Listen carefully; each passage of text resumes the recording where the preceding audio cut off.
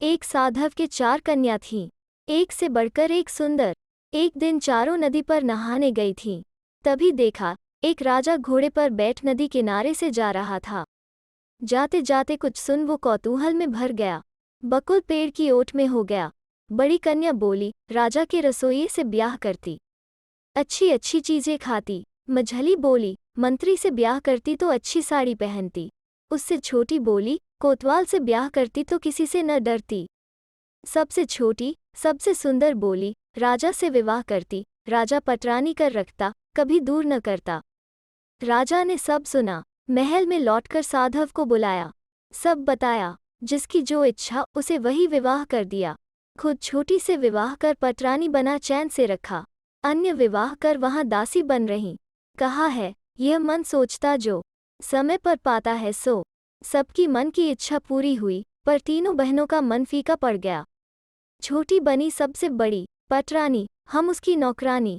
जले हमारी बुद्धि, तब इतना पता था, जितना भी पछताए क्या होगा। जिसका मन जितना, उसका प्रभु उतना। यह तो देवों का विधान है, इसे कौन बदल सके। फिर भी छोटी बहन पर सबने रोष रखा। इधर विधाता ने ऐसा किया, बड़ी को अभी तक कोई बच्चा नहीं, छोटी को बच्चा होने की आस हुई। जो कुछ गुस्सा था अब और बढ़ गया। तीनों ने मिल कहा, हम बड़ी होकर बांझ खाली बैठी, ये इतनी छोटी होकर भी बनेगी बेटी बेटे की माँ। अब मौका है, देख लेंगी। तीनों रोज आती, बहन को मीठी मीठी बात कहकर फुसलाती। कोई वेश करती, कोई जूड़ा गूंथ देती, कोई पान बना देती, कोई पाँव सहला देती। यो सब मिल सेवा करती। छोटी इतना छल कपट नहीं जानती, बड़ी बहनों के भाव स्नेह में बह जाती।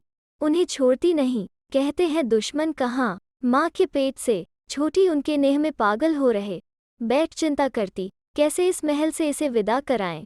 देखते देखते रानी को पूरा 9 मास हो गया। रानी को कष्ट हुआ, बहनों ने ठीक कर लिया।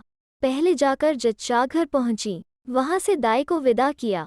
बहन ने कहा, हम देख लेंगी, हमसे अधिक कौन है।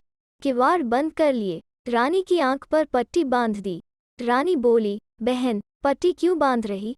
बड़ी बहन ने कहा, चुप रह, दर्द हो तब पट्टी बांधते हैं, यह राज की प्रथा है। रानी को दिव्य सुंदर पुत्र हुआ। कुआं कुआं करने से पहले बक्से में बंद कर नदी में बहा दिया।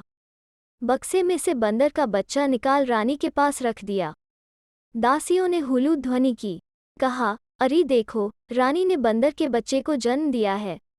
सब अवाक, आदमी कभी बंदर को जन्म दे सके। सब खुसर फुसर करें, पर बड़ों की बात का उत्तर नहीं कि स्वर्ग को सीढ़ी नहीं।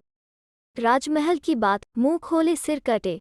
राजा ने सुना, रानी ने बंदर का बच्चा जन्म किया, जानकर शर्म से राजा का सिर झुक गया। चुप रह गए। फिर रानी को दोबारा आस हुई। बहनों ने आकर दर्द संभाला, धाय विदा कर दी। रानी को दिव्य सुंदर पुत्र हुआ। एक बहन ने बक्से में रख उसे भी नदी में बहा दिया। बिल्ली के बच्चे को नाड़ लगा रख दिया। राजा चिंतित, भाग्य मान रहे। फिर तीसरी बार रानी को आस हुई, अब की सुंदर बेटी ने जन्म दिया। कूटनीति कर बहनों ने उसे भी बहा दिया। अब की कुत्ते के पिल्ले को सुला दिया। चारों ओर बात फैला दी, अब आदमी के भी जीव जंतु पैदा होने लगे। राजा के कान में बात गई, ये असुरनी है, इसे पटरानी बना रखा, इतने ठाठ बात से रखा। राजा ने सोचा, सच, असुरनी न हो तो कुत्ते बंदर बिल्ली पैदा करती। रानी को कारागार में बंदी बना रखा। राजा की पटरानी, सोने के गहने भारी लगते, आज पहने कल फेंक देती। अब लोहे की कड़ी पड़ी, आज खूब मोटे कपड़े पहने हैं। दूध घी में रहने वाली, मोटे भात को तरस रही, उसकी आंख से आंसू सूखते नहीं। क्या करे क्या न करे, भाग्य तो सहना होगा। रानी के बेटी बेटे को किसने रख बड़ा किया। बक्सा जाकर किनारे लगा, वहीं राजा के माली का घर है। भाग्य या कर्म से तीनों बच्चे मिले, अपने बच्चे सम उनका लालन पालन किया। राजा के कुंवर चांद सा चेहरा, माली के घर में चंद्रकला की तरह बड़े। तीनों भाई बहन घूमते घूमते एक पहाड़ी पर चढ़े।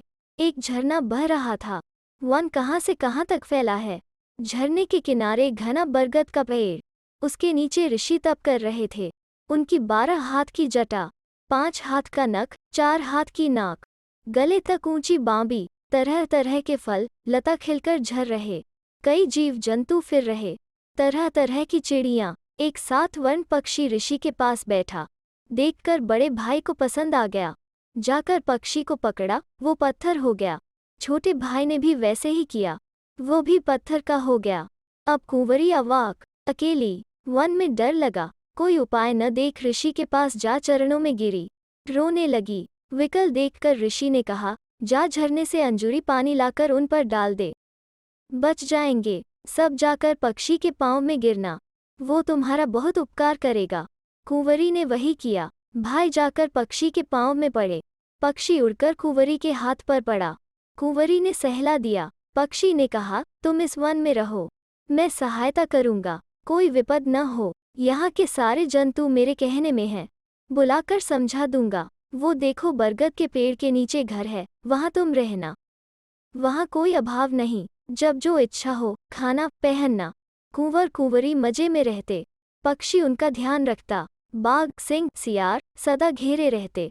पक्षी ऐसे वश में किए कि वहाँ बाघ सियार एक घाट पानी पीते, वन में फल वगैरह खाते, हंसी खुशी फिरते, बच्चों के दिन चैन से कटते।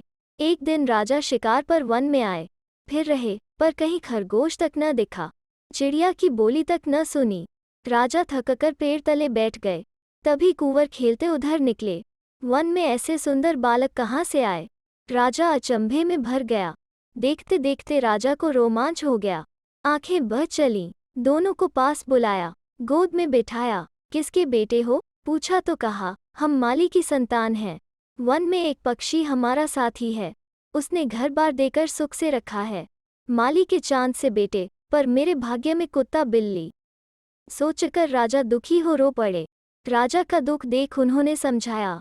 पूछा, किधर आए? राजा, शिकार पर। वन में खरगोश भी न मिला। दोनों ने सब कह दिया।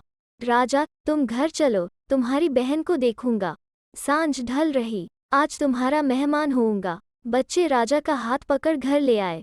उधर बहन 6 तरकारी 9 भाजी बना भाइयों की बाट देख रही थी। आज इतनी देर कहाँ की? तो भाइयों ने राजा को दिखा सब बताया।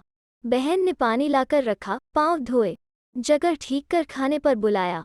राजा वो अद्भुत बना भोजन खाकर बोले, ऐसा स्वादिष्ट खाना कभी न खाया। पक्षी, ये कैसा पकाना? एक बार लंका के राजा ने निमंत्रण दिया, वहाँ माणिक मोती की तरकारी बनाई। वो चखते तो इसे हटा देते। पक्षी की बात सुन राजा हंसे, कहा, तुमने पसंद की बात नहीं कही। माणिक मोती की तरकारी होती है। पक्षी, कुत्ते, बिल्ली, बंदर आदमी जन्म कर सके, यह तो मान गए, मेरी बात हंसी में उड़ा दी। सुनकर राजा अवाक। मेरे घर की खबर पक्षी ने जानी कैसे? सब जानता। पक्षी के पांव पर विनती की। पक्षी ने सब खोल बताया। राजा अपने बेटी बेटों को लेकर घर गए। बंदीशाला से छोटी रानी को छुड़ाया। तीनों बहनों के आगे उसे गहने पाट वस्त्र पहनाए, सोने की डोली पर बिठाया। गोद में चांद से बेटे बेटी को लिया। उनकी चोटी काट तीनों बहनों का मुंह काला कर गांव में ढिंढोरा पीट घुमाया। डायन घोषणा कर दी। आखिर खाने के गड्ढे में नीचे कांटे डाल गाड़ ऊपर कांटे लगा दिए। रानी सुख सौभाग्य में रही। तो दोस्तों, कैसी लगी आज की कहानी? अगर अच्छी लगे तो शेयर, लाइक और चैनल को सब्सक्राइब जरूर करें। फिर मिलते हैं एक नई कहानी के साथ।